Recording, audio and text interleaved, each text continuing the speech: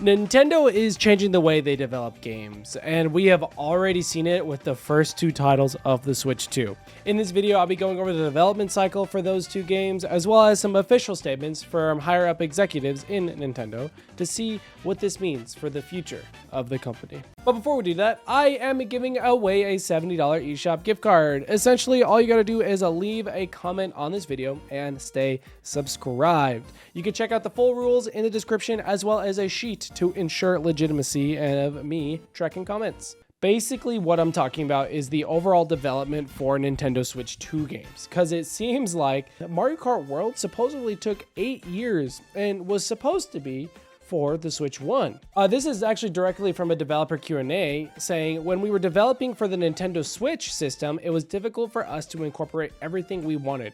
So we were always conscious of what we were having to give up in return. They then say basically that they had the opportunity to not give up anything and develop for the Switch 2, which they did. And then going into Donkey Kong Bananza, this also is from a development interview where this also took nearly 8 years and was supposed to be out for the Switch 1 as well. This article is from TRG and is basically a recap of that interview. Basically saying that the producer, Kenta Otakura, says, "I can't give you very precise details, but I can tell you we started developing after finishing Super Mario Odyssey." And then in that developer interview, they say that they were inspired by like the cheese voxel physics that we saw in Mario Odyssey. But seeing how Mario Odyssey launched in 2017, and presumably they started pretty soon afterward, considering that they were speaking of the limitations of the Switch 1, it is pretty likely to think that this game took upwards of 8 years, most likely 6. Last game I have to prove my point is Metroid Prime 4 development. In 2017 it was announced, then it got rebooted in 2019, and then we have the official reveal of Beyond title, and then the release for Switch 2 in 2025. That is 6 years. So it sounds like games on average for the Switch 2 are gonna take about. Why is this important? Besides the fact that longer wait for games are, inevitable. This kind of lines up to what was shared in a shareholder meeting in 2024 on July 4th. Furukawa stated, game development today is more prolonged, more complex, and more advanced. And to deal with this, Nintendo must continuously expand its development resources and make necessary investments. And they have. They've been doing a lot of hiring, acquiring multiple studios, working with companies like Monolith Soft, which, oh my god, they're the GOAT of a team. Nintendo's senior managing executive officer and corporate director Shinya Takahashi reiterated saying it's inevitable for software development cycles to increase as hardware increases. But at the time, he thinks Nintendo is succeeding in its efforts to shorten overall development cycles.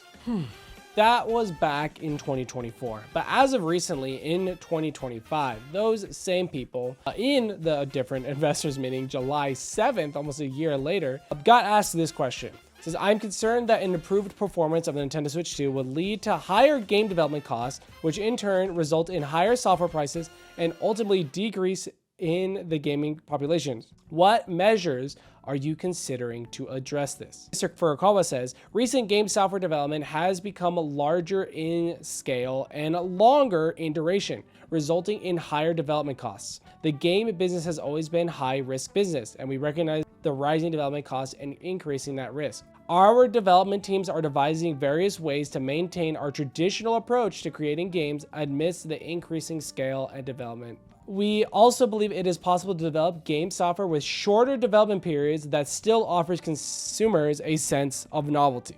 We see this as a potential solution, and that's where I'm going to end it, because I believe this is where they think their solution lies. And I believe that he has already shared his potential solution to that concern, and that is smaller games with bigger updates. This is all the way back in 2021, after the success of Animal Crossing.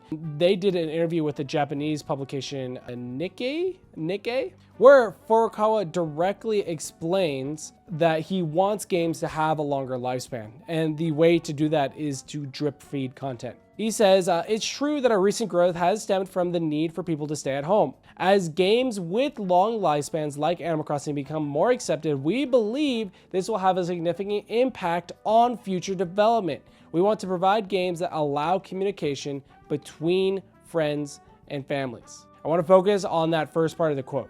We believe games with long lifespans will become more accepted. And we have already seen this style of development creeping up. Of course, this isn't the exact reason why the DLC was added into the games, but based off of what Furukawa was saying, they want games to be in the public eye for a lot longer because they are taking longer to develop. For example, the Smash Bros. Fighter Pass, that was a new character, I think every 3 months. Every 3 months, everyone would revisit the game and then it'd be completely fresh until the next character comes out for another 3 months. As well as, sorry for the small image, the Mario Kart 8 Deluxe Booster Course Pass. Similar to the Fighters Pass, about every 3 months, we got a new wave of DLC that lasted for about 2 years. And that kept things fresh for a lot longer when Mario Kart 8 Deluxe desperately needed it. So with the success of both of those DLC, we are starting to see this idea of drip feeding content in Nintendo's games now,